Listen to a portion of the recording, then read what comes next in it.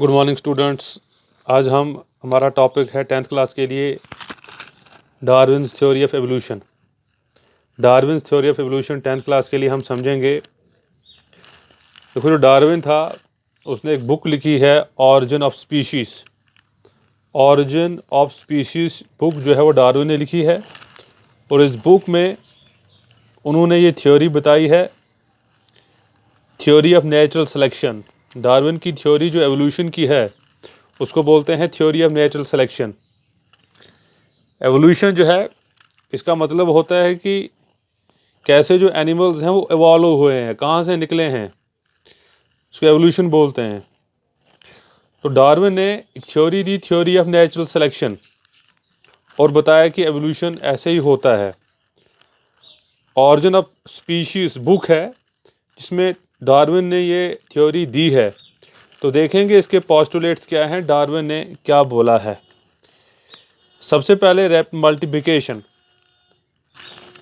ठीक है जी, our production जिसको बोलते हैं, या रैपिड मल्टीप्लिकेशन जिसको बोलते हैं। हर एक एनिमल में पोटेंशियल होता है, कैपेसिटी होती है कि वो मल्टीप्लाई करे। हर एक जानवर में कैपेबिलिटी होती है कि वो मल्टीप्लाई करे, वो अपनी पॉपुलेशन को बढ़ाए, ठीक है जी, वो अपनी पॉपुलेशन को बढ़ाए, फुल पोटेंशियल होता है। मैं आपको एग्जांपल दूंगा, जैसे रैबिट जो है वो 6 बच्चे पैदा करता है 1 लीटर में। 1 लीटर में वो 6 बच्चे पैदा करता है, और 1 साल में 4 लीटर होते हैं, ठीक है जी। और ये जो रैबिट होता है हमारा, ये जब 6 मंथ का हो जाता है तो ये रिप्रोडक्शन कर सकता है। अगर ये सारे रैबिट ज़िंदा रहेंगे तो इनकी पॉपुलेशन बहुत ज़्यादा बढ़ जाएगी, मगर नेचर ने पॉपुलेशन को कंट्रोल में रखा हुआ है।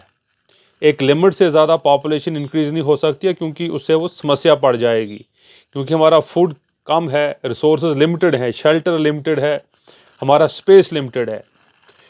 तो ऐसे ही एलिफेंट जो है उसको स्लोवेस्ट ब्रीडर कहा जाता है, सबसे स्लो ब्रीडिंग करने वाला एलिफेंट होता है। 6 ऑफस्प्रिंग वो पैदा करता है, ठीक है जी। अपनी लाइफ टाइम में एक जोड़ा 6 ऑफस्प्रिंग पैदा करता है। जो हाथी है वो 30 ईयर में रिप्रोडक्शन के काबिल बन जाता है, और 90 ईयर तक ये रिप्रोडक्शन करेगा, और 9 मिलियन इनके ऑफस्प्रिंग पैदा होंगे 750 ईयर्स में। 9 मिलियन इन 750 ईयर्स इनके ऑफस्प्रिंग पैदा हो जाएंगे। सबसे स्लोवेस्ट ब्रीडर 750 ईयर्स में 9 मिलियन तक इसकी पॉपुलेशन बढ़ जाएगी। पॉपुलेशन पे कंट्रोल है नेचर का। नेचर एक लिमिट से ज़्यादा पॉपुलेशन को बढ़ने नहीं देता है, क्योंकि फूड, शेल्टर और बाकी चीज़ें जो हैं वो लिमिटेड हैं, स्पेस लिमिटेड है। कॉड फिश 1 मिलियन एग हर साल में देती है, और अगर सारे एग सर्वाइव करेंगे तो ये अटलांटिक ओशन को 5 साल में पूरा फुल कर देगी। ये जो कॉड फिश है, कॉड फिश से अटलांटिक ओशन जो है 5 साल में पूरा फुल हो जाएगा। आप देखो कि कितना ज़्यादा पोटेंशियल है कॉड फिश में ऑफस्प्रिंग पैदा करने का, ठीक है जी। मगर इनकी पॉपुलेशन इतनी ज़्यादा नहीं पहुंचेगी, क्योंकि नेचर ने पॉपुलेशन को लिमिट में रखा हुआ है, because there is limited space, food, shelter and other factors in this universe. दूसरा पोस्टुलेट बताया कि यहाँ पे लिमिटेड फूड एंड स्पेस है।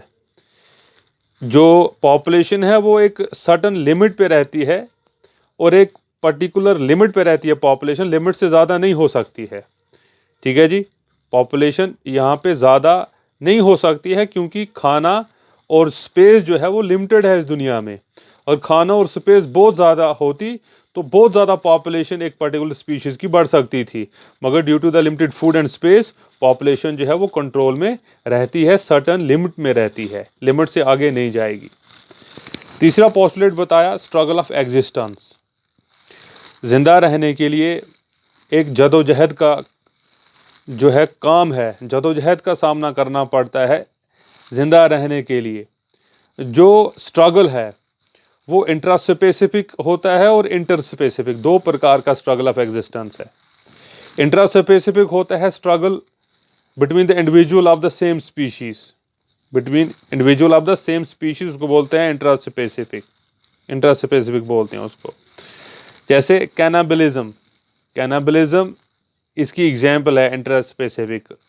कैनाबिलिज्म, कैनिबल्स होते हैं जो अपने ही स्पीशीज को खा लेते हैं, इसको इंट्रा स्पेसिफिक कंपटीशन बोलते हैं।